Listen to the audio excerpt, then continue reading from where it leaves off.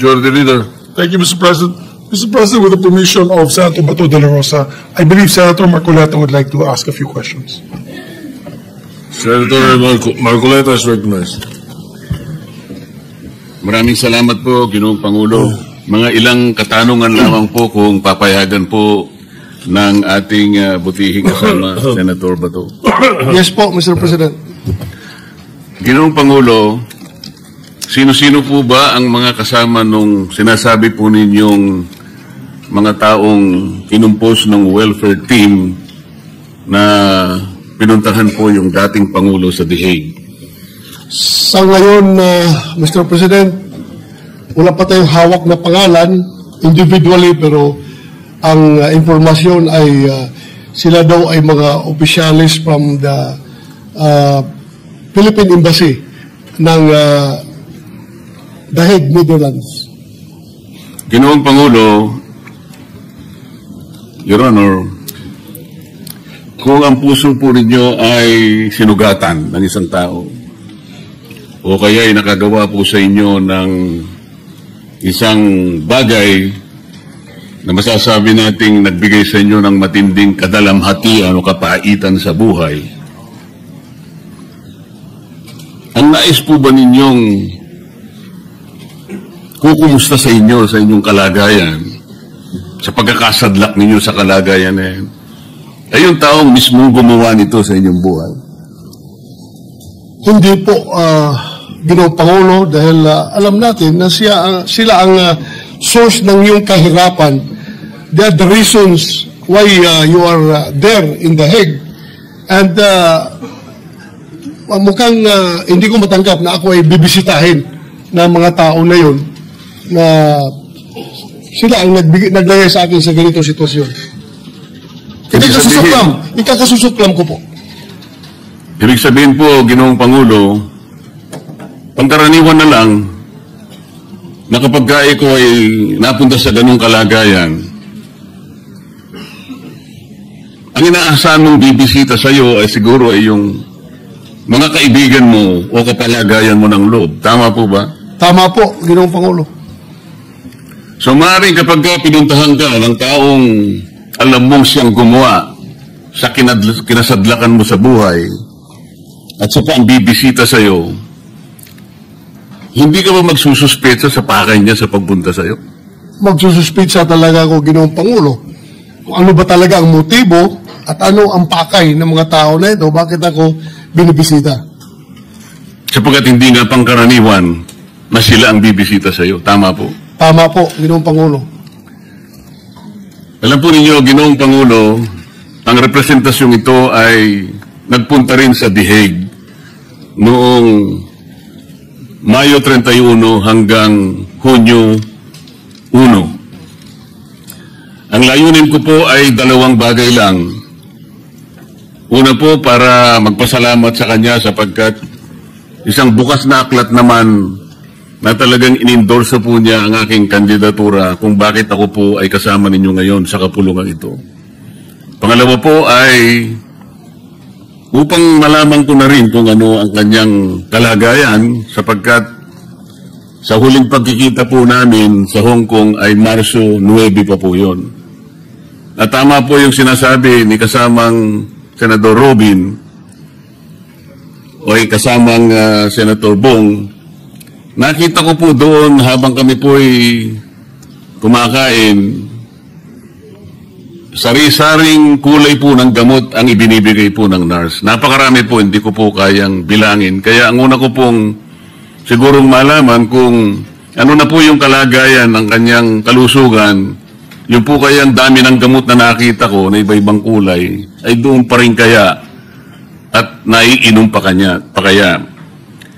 So Ako po ay nagpatulong talaga sa ating embahada sa Netherlands.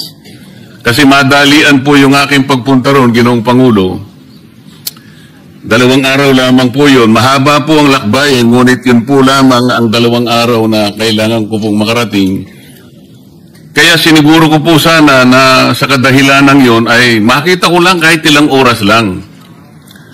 Sa kasamang palad, Ginoong Pangulo, ay hindi man lamang po ako tinawagan ng embahada. Nagpatulong po ako sa ating embahada. Kaibigan ko po yung ambassador natin sa Korea, South Korea. Ang sabi ko po, Ginoong Pangulo, pwede bang tulungan mo ako na kahit ilang minuto lang, makausap ko lang, maligaya na ako ron. May paabot ko lang ang aking pagpapasalamat. Alam po ba ninyo, Ginoong Pangulo, na ako po hindi nagkapalad? Hindi po ba kayo magtataka ngayon, Ginoong Pangulo, Senator Bato, kung bakit yung ICC pinayagan na makarating o mabisita ang ating Pangulo sa hindi maipaliwanag na layunin na mayroong welfare check? Kasi po nung ako, Ginoong Pangulo, masasabi ko na rin na mahigpit daw po. Yun ang tanging ibinilin lang sa akin ng embahada, bagamat hindi ko po nakausap ng personal. Ang tinatanggap lamang daw po ay miyembro ng pamilya at miyembro ng legal team. Pero nagbakasakali rin po ako, Ginoong Pangulo, sapagkat nasa lugar naman po siguro ang pakiusap ko at bilang paggalang na lang sana nila, hindi na po sa akin siguro bilang ako, kung hindi yung institusyon na aking kinakatawan, sapagkat ako po ay nanalo na nga pong senador nung panahon na yon. Yun po ay hindi man lang nila isinaalang-alang. Sa palagay po ba ninyo, Ginoong Pangulo, ay dapat po bang biguin ako ng embahada samantalang ganun din naman ang pakay ko? Gusto ko rin makita rin ang kalagayan ng ating Pangulo, dating Pangulo. Sa kasalukuyan mong status, Ginoong Pangulo, bilang isang senador ng Republika ng Pilipinas, kung ako ang isa sa mga opisyalis doon sa embahada ng Pilipinas sa Dahig, ay gagawa ako ng lahat ng paraan para ikaw ay mabigyan ng pagkakataon na makabisita sa ating mahal na dating Pangulong Duterte. Salamat po sa inyong sagot. Ginoong Pangulo, hindi naman po lingid sa ating kaalaman na sa mga nakakarang araw, mukhang kaya po na-postpone yung hearing sa The Hague ng dating Pangulo sa kadahilan ng may aligasyon po na parang ang ating dating Pangulo po ay nagsasuffer sa tinatawag nilang cognitive impairment o cognitive decline. Ibig po sabihin parang hindi niya na maalala yung mga ibang bagay na nangyayari, nagkakaroon na po ng disconnect. Kaya po daw na-reset o naipagpaliban ang kanyang trial. Sa palagay po ba niyo, Ginoong Pangulo, ang pagpunta ng team na yon para mag-welfare check ay para tingnan kung talagang totoo yung ginamit na legal excuse ng abogado ng dating Pangulo? I can only speculate, Mr. President, but I don't really have the facts obtaining on the ground. Sa tingin ko lang talaga ay baka yan ang purpose bakit sila pumunta doon para i-confirm siguro kung talagang totoo ba na mayroong cognitive impairment ang ating dating Pangulo. Pero to tell you frankly, Mr. President, nung hindi pa siya hinuli at ibinyahe doon sa Dahig, naobserbahan ko na po. Kasi I was with the man way back 1986 when I graduated from PMA. When I was assigned in Davao, nakilala ko na po siya. At from then on, tuloy-tuloy na ang aming samahan.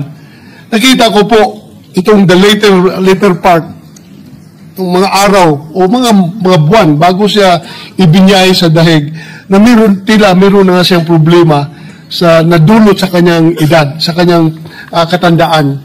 Napapansin ko, if you can remember, nung siya ay ating nagiging resource person dito sa ating hearing, ang kanyang mga sagot minsan ay paulit-ulit na, pabalik-balik, at minsan yung mga lugar, mga dates, at mga insidente na nangyayari ay tila nakikalimutan na niya at mali-mali na yung binibigay niya ng mga sagot. Kaya nagdududa ako, nagsimula na noon pa yung kanyang kondisyon na ganun, cognitive impairment, Ginoong Pangulo. Salamat po sa inyong tanong. Ginoong Pangulo, tama rin po ba na pagsuspetsahan ng representasyong ito na hindi naman talaga yung welfare ng dating Pangulo ang kanilang chinecheck? Ang akin pong suspetsa, Ginoong Pangulo, hindi po welfare check Parang reality check ang ginawa nila. Sa makatwid, talaga pong hindi tapat ang pagpunta kung pag-uusapan ay para masiguro lang ang kalagayang pangkalusugan ng ating dating Pangulo. Kung hindi matiyak nila na baka naman nagsisinungaling yung abogado niya at ginagawa lang dahilan yung sinasabing cognitive impairment. Tama po ba na pwede akong magsuspecha ng ganon, Ginoong Pangulo? Tama po, Ginoong Pangulo. Kaya nga, nasabi ko kanina sa aking privilege speech na we require explanation from the Hague, Philippine Embassy at The Hague. An explanation kung ano ba talaga ang kanilang sadya pagpunta nila doon kay Pangulong Duterte. Tama rin po ba na magsuspecha ang representasyong ito, Ginoong Pangulo, na merong double standard ang International Criminal Court sapagkat kung talaga pong mahigpit ang kanilang panuntunan na miyembro lang ng pamilya o kaya miyembro ng legal team ang pwedeng dumalaw sa kanya, bakit po yung welfare team na yun, kung totoo mang welfare ang kanilang hinahanap, ay pinayagan ng ICC? Sa makatwid po, ako po yung nagsususpecha na talagang hindi na parehas ang pagtingin ng International Criminal Court. Tama po ba ako yung magsususpecha ng gano'n, Ginoong Pangulo?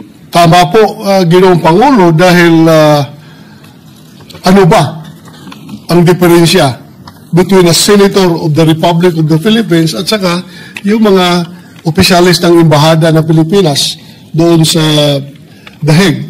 Bakit sila pinagbigyan tapos ikaw hindi? I'm quite questioning the standards of the ICC as far as visitation rights is concerned, Mr. President. At tama rin po sigurong isipin natin, Ginoong Pangulo, na ang pinakatapat na testimonya ng isang tao na naglalagak ng katapatan sa puso niya na gusto niyang makita talaga ang kalagayan ng Pangulo, ay lalong maisip niya na para siguro mailagak mo sa talagang tamang welfare o pagkalusugan ng dating Pangulo, pinakamabuti na yung ikaw na rin siguro magsakit, magsikap na makiusap para ang dating Pangulo siguro habang pending ang kanyang trial ay payagan siguro makauwi sa kanyang bansa. Yun ang pinakatapat na manifestasyon ng sino man kung ang talagang kalagayan ng Pangulo ang kanilang inaalaga. Yes, Mr. President, that is the ultimate manifestation of your concern about the welfare of the former president. If you really want him to be in good condition, if you want him to be, if you're after for his welfare, then I think the best thing to do is to bring him home, Mr. President. Maraming salamat po, Ginoong Pangulo. Thank you, Mr. President. Thank you. Majority Leader.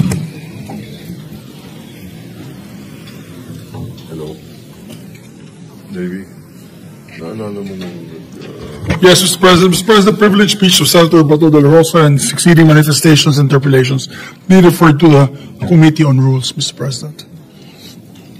Any objection?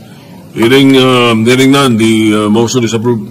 Mr. President, also on Monday, as agreed earlier in the Senate lounge, we will be having an all-member caucus. We'd like to ask our colleagues to attend the all-member caucus at 12 noon in the Senator's Lounge. And this is one of the topics we can discuss. To the good gentleman from Davao, we can discuss this on Monday with an all-member caucus. 12 no. Mr. President, I have just a few housekeeping measures. Pursuant to Rule 10, Section 13 of the Rules of the Senate, I move to elect the following senators as members of the Standing Committee. If I may, Mr. President. Go ahead, you may proceed.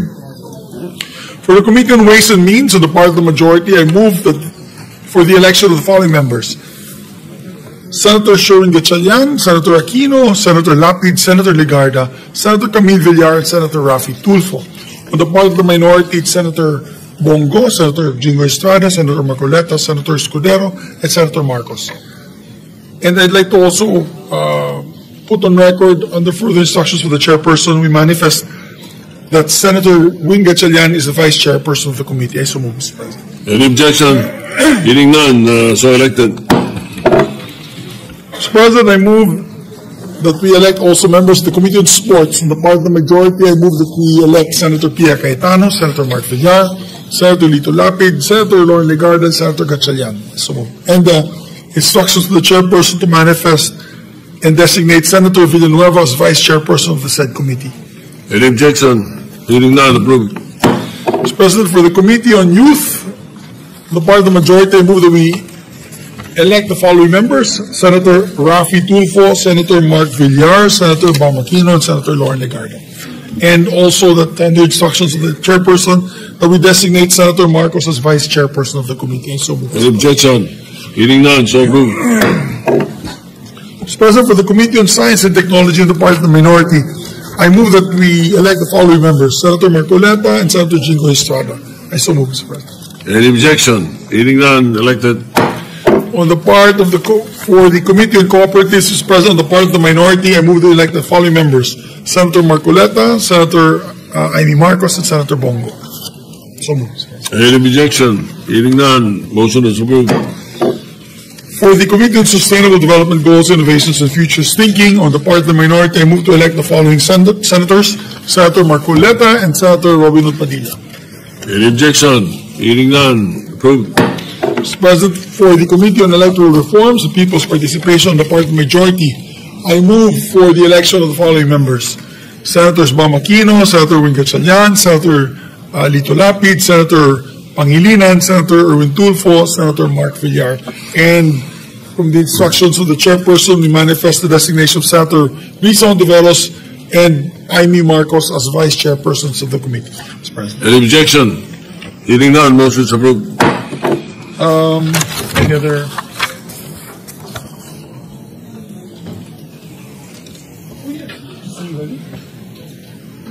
For the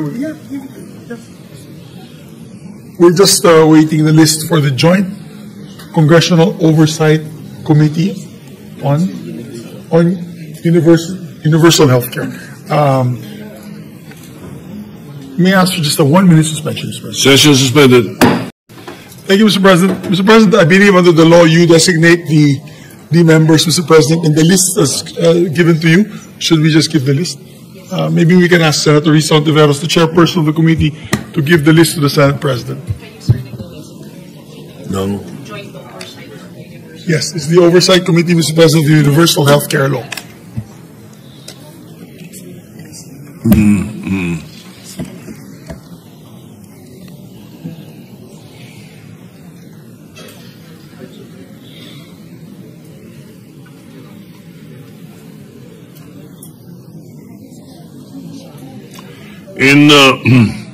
In line with the request of the chairperson of the Committee on Health,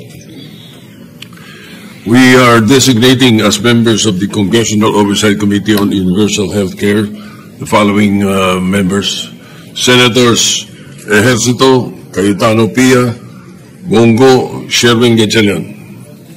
Thank you, Mr. President. We appreciate that, so they can Thank you. start their work. Of course, the chairperson is the Included. automatically the chair of the said Thank you. oversight. Thank you. Thank you, Mr. President. Mr. President, with that, I move that we adjourn session until 3 o'clock in the afternoon, Monday, September 29, 2025, and reminding all our colleagues that we have an all-member caucus at 12 noon in the lounge on Monday. Thank you, Mr. President. Any objection? There being none, the session is adjourned until 3 o'clock in the afternoon of Monday, September 29, 2025.